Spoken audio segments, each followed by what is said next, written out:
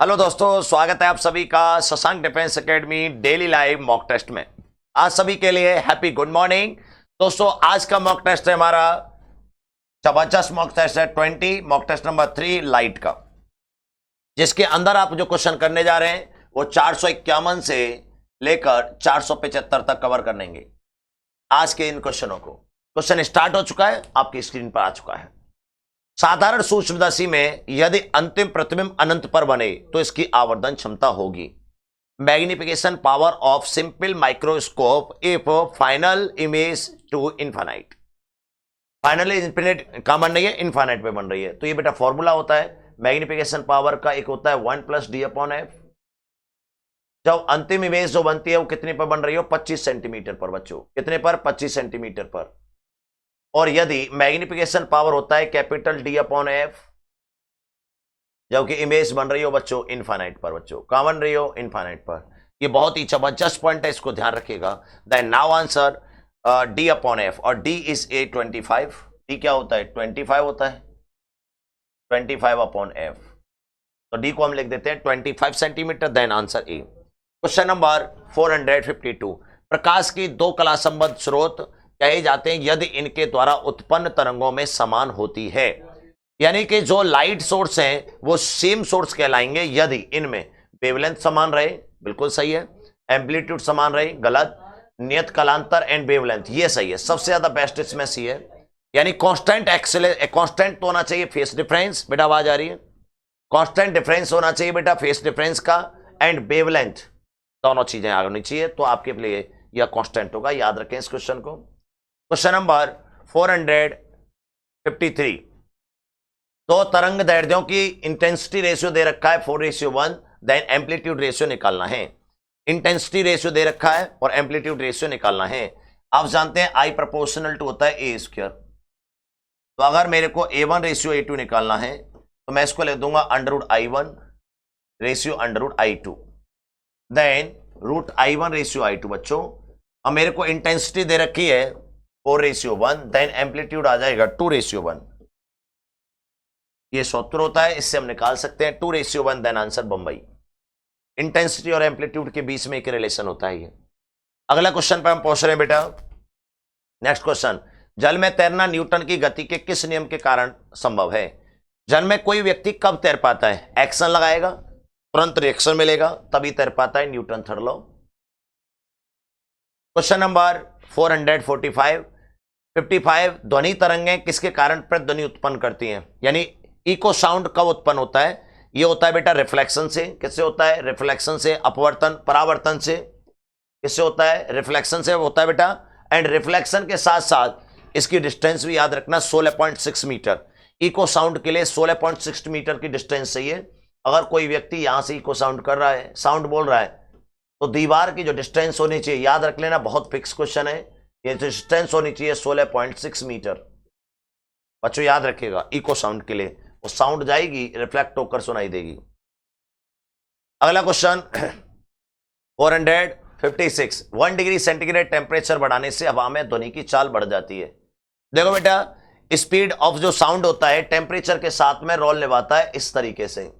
पहले यह ध्यान दीजिए, जो वेलोसिटी होती है टेम्परेचर के साथ इस प्रकार से रोल निभाती है, इस जो साउंड वेलोसिटी होती है। अब आपसे बोला है टेम्परेचर बढ़ गया है, तो टेम्परेचर T1 दे रखा है 273.15, T2 कितना बढ़ गया है? 1 डिग्री सेंटीग्रेड, तो इसको केल्विन में लगाएंगे तो 274.15। अब वेलोसिटी हमें निकालनी है, तो V1/V2 बराबर √T1/T2। बच्चों कैलकुलेशन बहुत स्मार्ट है, इसलिए इस क्वेश्चन को याद रखा जा सकता है। T1 दे रखा है 273.15 और ये 274.15। This is velocity V1 and velocity V2। मेरे को जब मैं V1 निकालूंगा तो V1 वेलोसिटी मैंने V ले रखा है, अब मेरे को V2 निकालना है। और जो V की जो वैल्यू होती है बच्चों, वो होती है 332 मीटर पर सेकेंड। नॉर्मल साउंड की जो वेलोसिटी होती है वो 332 मीटर पर सेकेंड होती है।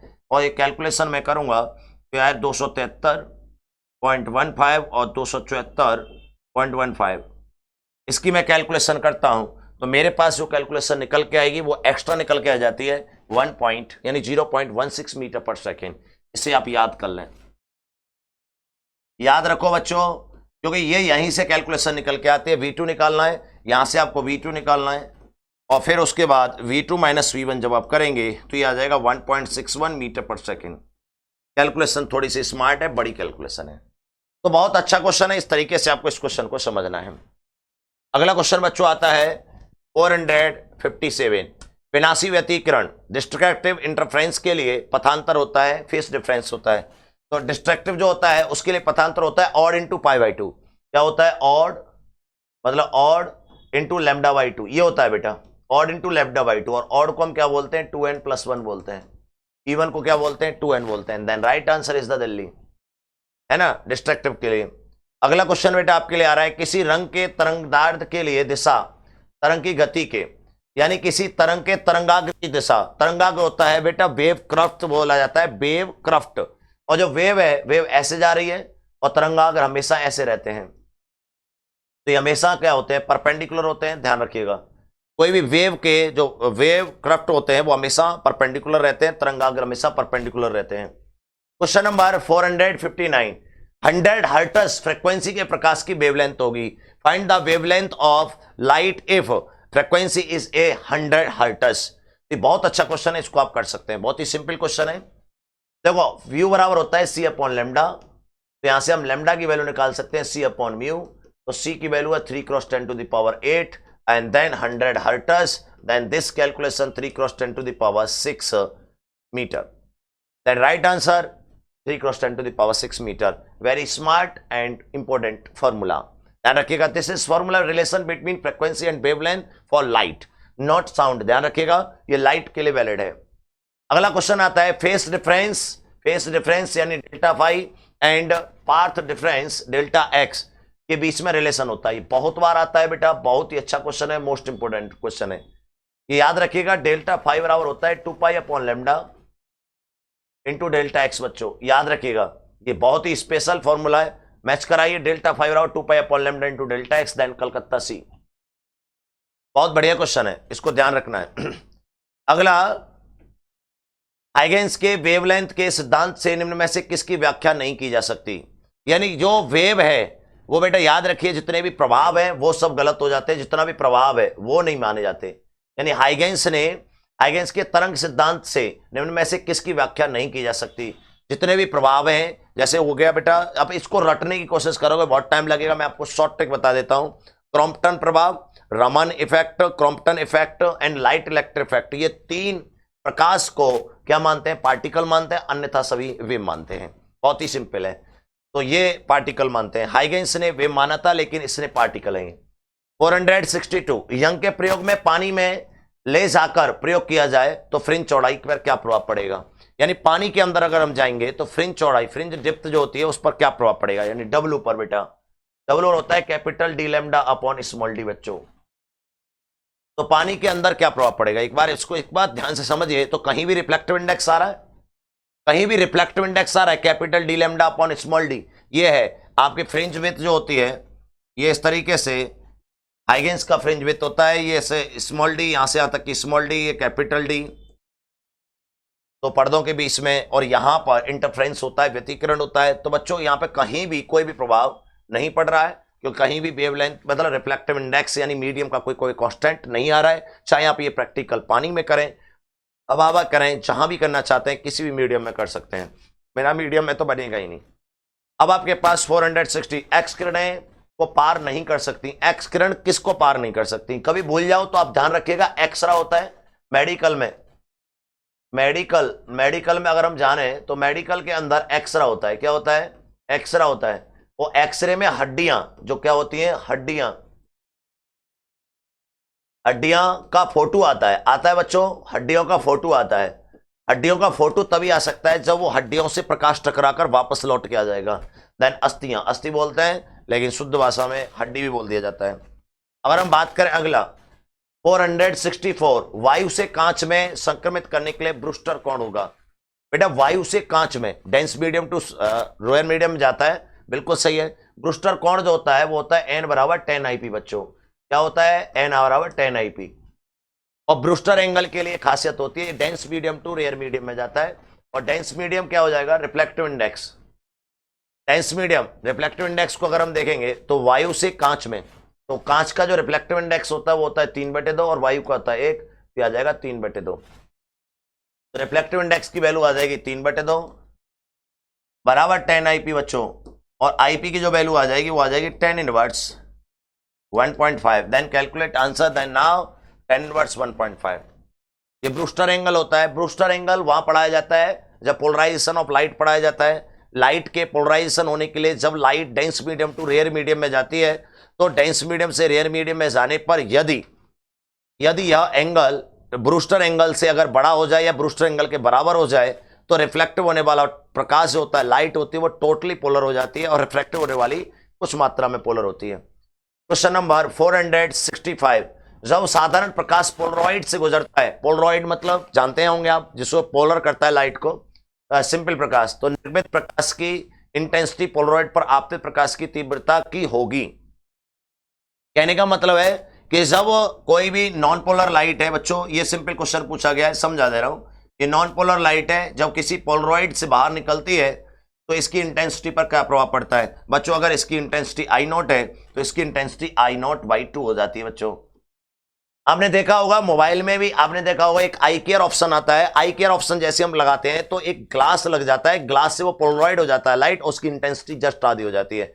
नॉन पोलर की तुलना में पोलर लाइट जो होती है वह इंटेंसिटी को हाफ कर लेती है, इंटेंसिटी आधी। देन आंसर बंबई बच्चों। क्वेश्चन नंबर 466, यंग के प्रयोग में यदि प्रकाश स्रोत की दूरी आधी कर दी जाए तो फ्रिंज चौड़ाई हो जाएगा। प्रकाश स्रोत की यंग प्रयोग में जो सोर्स है इसकी दूरी को हम आधी कर दें, यानी ये जो हो जाए ये आ जाए आधी, तो फ्रिंज चौड़ाई जो W होता है वो होता है capital D lambda upon small d। अगर मैं इसको आधा कर दूंगा बच्चों तो आपको भी दिखाई दे रहा होगा, ये भी क्या हो जाएगा बच्चों? आधा हो जाएगा। देन आंसर आधा हो जाएगा। देन कलकत्ता सी। आगे बढ़ा, फ्रिंज चौड़ाई प्रकाश स्रोत की बिल्कुल सही है। अगला क्वेश्चन, प्रकाश स्रोत अनंत पर स्थित होने से तरंगाग्र का क्या स्वरूप होगा? इनफाइनाइट पर लाइट सोर्स होगी। जैसे कि आपको पता होगा कि ये सूर्य है, सूर्य से जो प्रकाश निकलता है वो स्पेरिकल निकलता है, लेकिन अगर हम बात करें पृथ्वी जो है वो पृथ्वी बहुत दूर है, दूर होने की नजर से ये हमें एकदम लीनियर दिखाई देता है। प्रकाश होता है स्पेरिकल है लेकिन लीनियर दिखाई देता है। तो जब प्रकाश सोर्स होता है इनफाइनाइट पर होगा तो इनफाइनाइट पर लाइट सोर्स होगी, तो जो तरंगाग्र होंगे यानी कि वेव क्राफ्ट बनेंगे वो कैसे बनेंगे? समतल बनेंगे, याद रखिएगा। क्वेश्चन नंबर, लाइट प्रकाश को कला संबद्ध स्रोत संपोषी व्यतिकरण उत्पन्न करते हैं तो इनके मध्य कलांतर होगा। संपोषी व्यतिकरण के लिए यानी कि एक तो होता है कंस्ट्रक्टिव और एक होता है डिस्ट्रक्टिव होता है। तो कंस्ट्रक्टिव इंटरफ्रेंस के लिए जो डेल्टा फाई जो होता है वो होता है E1 यानी 2π 0, पहले से स्टार्ट कर देता हूं, 0 2π 4π dot dot dot. Then right answer आपके पास एक ऑप्शन दे रखा है बंबई 2π। इसके लिए बेटा कंस्ट्रक्टिव के लिए प्रकाश स्रोत के प्रकीर्णन पर विस्तृत अध्ययन के लिए नोबेल पुरस्कार से पुरस्कृत किया गया था। यह बहुत ही अच्छा क्वेश्चन है कि ऐसे कौन से वैज्ञानिक थे जो लाइट इलेक्ट्रिक इफेक्ट के दौरान नोबेल पुरस्कार से पुरस्कृत किए गए थे? फटाफट बताओ बच्चों, बहुत ही अच्छा क्वेश्चन, बहुत बढ़िया क्वेश्चन, जवाब दीजिए तरीके से। आप इसका जवाब दे सकते हैं, बहुत ही सिंपल क्वेश्चन है। बिल्कुल, वैज्ञानिक कौन से थे बताओ फटाफट? वैज्ञानिक सीवी रमन। कौन से थे बेटा? वैज्ञानिक सीवी रमन। वैज्ञानिक सीवी रमन को प्रकाश इफेक्टिव के रूप में मतलब नोबेल पुरस्कार से सम्मानित किया गया था। याद रखने वाला क्वेश्चन है। अगला क्वेश्चन 470, कांच से गुजरने पर प्रकाश के किस रंग की गति धीमी हो जाती है? बहुत बढ़िया क्वेश्चन, अच्छा क्वेश्चन। प्रकाश से यानी कि अगर कांच से गुजर जाएगा तो कौन सा रंग धीमा हो जाएगा? फटाफट जवाब दीजिएगा, बहुत अच्छा क्वेश्चन है। देखो बेटा, लाल रंग जो केवल वेवलेंथ यानी रंग जैसी चीजों में हमेशा हैवी रहता है, तो अन्यथा लाल रंग हमेशा ज्यादा रहता है। तो बैगनी रंग की कलर की जो रहेगा उसकी लाइट धीमी हो जाएगी। यही कारण है दोस्तों कि सूर्योदय और सूर्यास्त के समय लालिमा दिखाई देती है, क्योंकि लाल कलर बहुत तेजी से निकल के आ जाता है और बैगनी रंग नीचे दब जाता है, पहाड़ों से टकरा के रुक जाता है, ऐसे भी जान सकते हैं। 471, यदि अध्यारोपण के कारण यानी मॉड्यूलेशन हो रहा है इंटरफ्रेंस की प्रकाश की इंटेंसिटी अधिकतम व न्यूनतम तीव्रताओं का यानी I मैक्सिमम बटे I मिनिमम, बच्चों ये दे रखा है 4:1, तो उनकी तरंगों की तीव्रताओं का अनुपात होगा। बहुत बढ़िया क्वेश्चन है, ध्यान से समझें। इंटेंसिटी रेशियो जो दे रखा है मैक्सिमम, ये 4:1 दे रखा है। जब 4:1 जो होता है, मैक्सिमम इंटेंसिटी होती है I1 प्लस रूट I2 का whole square. This is maximum intensity over root I1 minus root I2 का होल स्क्वायर। ये मैक्सिमम इंटेंसिटी है, ये मैक्सिमम और ये मिनिमम। अब आपको I1:I2 निकालना है। बहुत आसान है बच्चों, अगर मैं यहां से निकालूंगा तो रूट ले सकता हूं 2/1 I1 plus I2, I1 plus बच्चों I2 बटे root I1 minus root I2।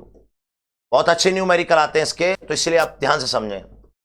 उसके बाद मैं इसको योगनपात नियम लगा देता हूं, ऊपर जोड़ देता हूं, नीचे घटा देता हूं। ऊपर जैसे ही मैं जोड़ूंगा तो आ जाएगा 2√I1। चेक करो, 2√I1। अगर मैं इन दोनों को जोड़ूंगा I2 से I2 कट जाएगा, √I1 क्या हो जाएगा बच्चों, 2√I1 हो जाएगा। और नीचे घटा दूंगा ऊपर वाले में से, तो ये आ जाएगा 2√I2 बच्चों। क्या आ जाएगा, 2√I2 आ जाएगा। ऊपर मैं जोड़ूंगा तो मेरे पास आ जाएगा 3, नीचे में घटाऊंगा तो आंसर आ जाएगा 1। 2 से 2 काट दूंगा, बहुत साइड स्क्वायर कर दूंगा, तो मेरे पास आ जाएगा I1 रेशियो I2 जो आ जाएगा वो आ जाएगा 9:1 बच्चों। क्या आ जाएगा, 9:1। देन दिल्ली। बहुत अच्छा क्वेश्चन है, I मैक्सिमा और I मिनिमा का इंटेंसिटी का क्वेश्चन बनता है। इस क्वेश्चन को सावधानी से याद रखिएगा। क्वेश्चन नंबर 472, साबुन के बुलबुले श्वेत प्रकाश में देखने पर रंगीन दिखाई देते हैं, कौन सी घटना है? याद रखिएगा, ये व्यतिकरण की इंटरफ्रेंस की घटना है। इंटरफ्रेंस आ जाए, वेवलेंथ आ जाए, ये सब रंगों का खेल होता है जी। इंटरफ्रेंस के कारण यानी व्यतिकरण के कारण, यानी कि साबुन के बुलबुले रंगीन कलर में दिखाई देते हैं, अपने कलर में कन्वर्ट हो जाते हैं। प्रकाश तरंगों के अनुप्रस्थ होने की पुष्टि कौन करता है? यानी ऐसी कौन सा है जो प्रकाश को अनुप्रस्थ करता है, यानी कि ट्रांसफर करता है? वो है पोलराइजेशन। क्योंकि पोलराइजेशन में प्रकाश परपेंडिकुलर चलता है, तभी उसका पोलराइजेशन हो सकता है। ध्यान रखिएगा, यह प्रकाश के पोलराइजेशन की घटना होती है। इसमें भी प्रकाश उसी डायरेक्शन में बाहर निकल सकता है, यही मेन चीज है। उसके बाद आता है पतले प्रिज्म के लिए विचलन कोण, डेविएशन एंगल होता है बेटा। बहुत अच्छा क्वेश्चन है। पतले प्रिज्म के लिए होता है 2I, यानी डेल्टा जो होता है उसके बारे में पूछा है। डेल्टा प्रिज्म, पतला प्रिज्म जो होता है, ये प्रिज्म है बच्चों, यहां से प्रकाश की किरण आई, विचलन ऐसे निकल गई, तो ये जो डेल्टा है ये बताना है आपको। बहुत ही अच्छा क्वेश्चन है बच्चों, बहुत ही ध्यान से समझ सकते हैं, बहुत ही प्यार से बता सकते हैं। याद होगा, करके दिखाइए। बहुत बढ़िया क्वेश्चन है